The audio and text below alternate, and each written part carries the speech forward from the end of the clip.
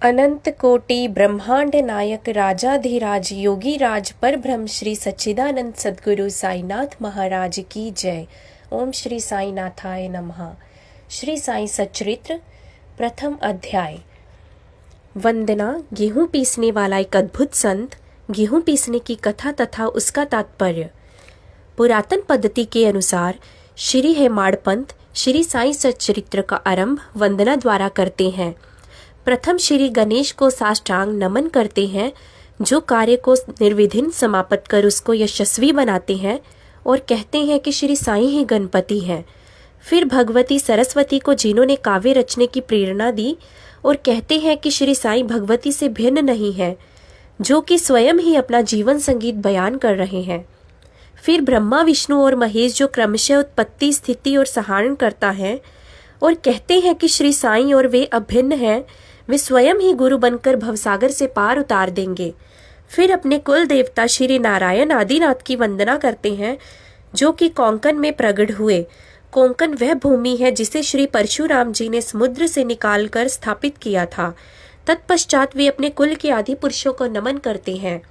फिर श्री भारद्वाज मुनि को, जिनके गोत्र में उनका जन्म हुआ, पश्चात उन ऋषियों को, जैसे याज्ञवल्क्य, भृगु, पराशर, नारद, वेद व्यास, सनक सनंदन, संत कुमार, शुक, शौनक, विश्वामित्र, वशिष्ठ, वामदेव, जैमिनी, वंशपायन, नवयोगींद्र इत्यादि, तथा आधुनिक संत जैसे निर्विति, ज्ञानदेव, सोपान, मुक्ताबाई, जनार्दन, एकनाथ, नामदेव, तुकाराम, कान्हा, नरहरि आदि को नमन करते हैं। फिर अपने पिता में सदाशिव, पिता रघुनाथ और माता को, जो उनके बचपन में ही गत हो गई थी। फिर अपनी चाची को, जिन्होंने उनका भरण पोषण किया, और अपने प्रिय भ्राता को भी नमन करते हैं। फिर पाठकों को नमन करते हैं, जिनसे उनकी प्रार्थना है कि वे एकाग्रचित होकर कथामृत का पान करें। अंत में श्री सच्चिदानंद सद्गुरु श्री साईनाथ महाराज जी को, जो कि श्री दत्तात्रेय के अवतार और उनके आश्रयदाता हैं, और जो ब्रह्मा, सत्यम, जगन मिथ्या का बोध कराकर समस्त प्राणियों में एक ही ब्रह्मा की व्याप्ति की अनुभूति कराते हैं।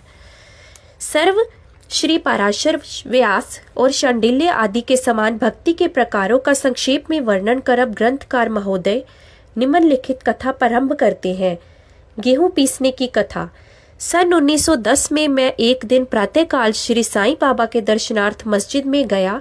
वहां का विचित्र दृश्य देखकर मेरे आश्चर्य का ठिकाना न रहा कि साईं बाबा मुंह हाथ धोने के पश्चात चक्की पीसने की तैयारी करने लगे। उन्होंने फर्श पर एक टाट का टुकड़ा बिछा, उस पर हाथ से पीसने वाली चक्की रखी। उन्होंने कुछ गेहूं डालकर पीसना आरंभ कर दिया। मैं सोचने लगा कि बाबा के चक्की पीसने से क्या लाभ है।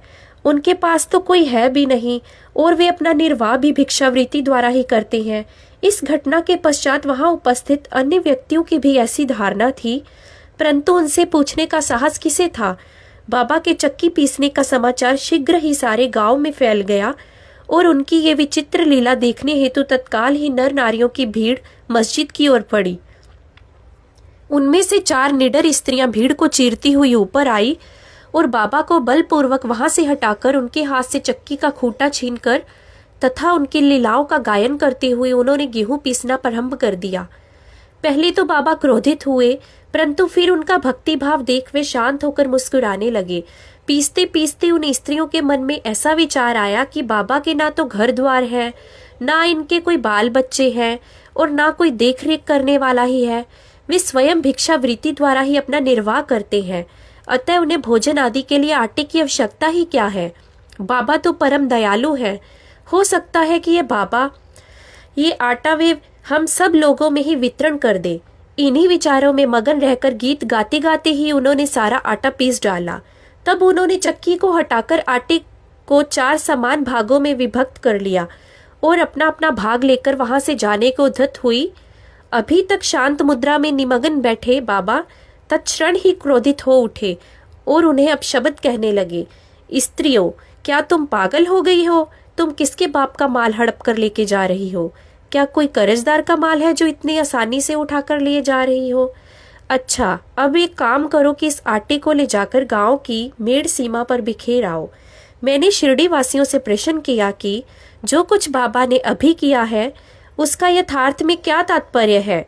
उन्होंने मुझे बतलाया कि गांव में विसूचिका यानी हैजा का जोरों से प्रकोप है और उसके निवारणार्थ ही बाबा का ये उपचार है।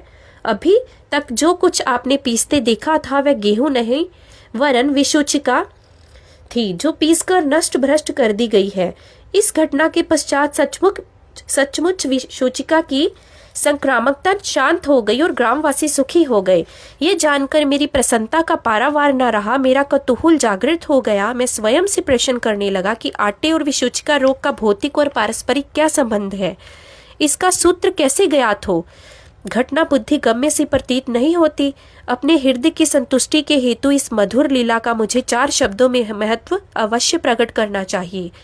लीला पर चिंतन करते हुए मेरा हृदय प्रफुल्लित हो उठा और इस प्रकार बाबा का जीवन चरित्र लिखने के लिए मुझे प्रेरणा मिली।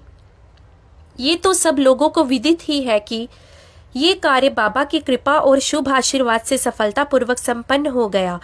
आटा पीसने का तात्पर्य।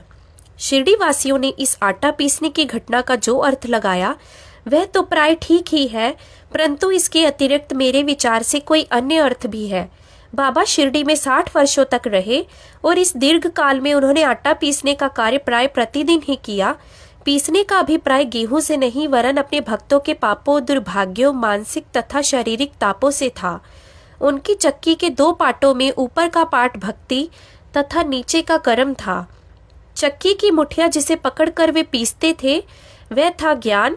बाबा का दृढ़ विश्वास था कि जब तक मनुष्य के हृदय से प्रवृत्तियां, आसक्ति, घृणा तथा अहंकार नष्ट नहीं हो जाते, जिनका नष्ट होना अत्यंत दुष्कर है, तब तक ज्ञान तथा आत्मानुभूति संभव नहीं है।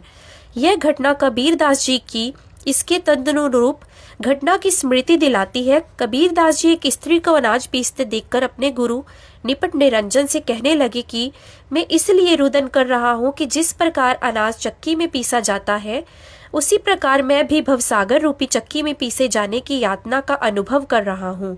उनके गुरु ने उत्तर दिया कि घबराओ नहीं, चक्की के केंद्र में जो ज्ञान रूपी दंड है उसी को दृढ़ता से पकड़ लो।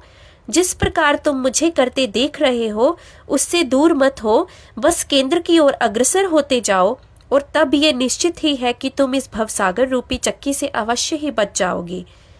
श्री सद्गुरु साईनाथ अर्पणमस्तु। शुभम भवतु। अनंत कोटि ब्रह्मांड नायक राजाधिराज योगी राज पर ब्रह्म श्री सच्चिदानंद सद्गुरु साईनाथ महाराज की जय हो।